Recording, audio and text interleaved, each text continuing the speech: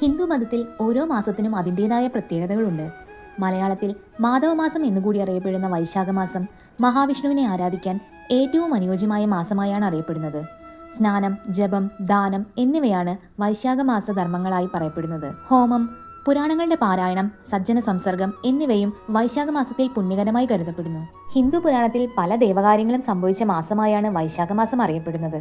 ഉദാഹരണത്തിന് ഭഗവാൻ വിഷ്ണു വൈശാഖമാസത്തിലെ ശുക്ലപക്ഷത്തിലെ അക്ഷയ തൃതീയ ദിവസമാണ് നരനാരായണൻ, പരശുരാമൻ, നരസിംഹം, ഹയഗ്രീവൻ എന്നിങ്ങനെ പല അവതാരങ്ങളും കൈക്കൊണ്ടത്.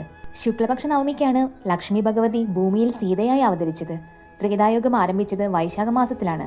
തുടങ്ങി വൈശാഖമാസത്തിന്റെ മാഹാത്മ്യം പല ഐതിഹ്യങ്ങളിലായി പരന്നു കിടക്കുന്നു. ഹിന്ദു വിശ്വാസമനുസരിച്ചുള്ള 4 പ്രധാന തീർത്ഥാടന കേന്ദ്രങ്ങളിൽ ഒന്നായ ബദ്രിനാഥ് ധാം വൈശാഖമാസത്തിലെ അക്ഷയ തൃതീയയ്ക്കാണ് തുറക്കുന്നത്.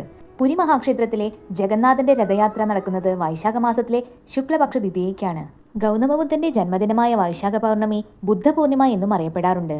വൈശാഖമാസത്തിലെ ശുക്ലപഞ്ചമി ശങ്കരാചാര്യന്റെ ജന്മദിനമായി ആഘോഷിക്കുന്നു. തമിഴ്നാട്ടിൽ വൈശാഖ പൗർണമി പരമശിവന്റെ പുത്രനായ സുബ്രഹ്മണ്യനെ ആരാധിക്കുന്നതിനുള്ള വൈശാഖി വിശാഖമായും അറിയപ്പെടുന്നു.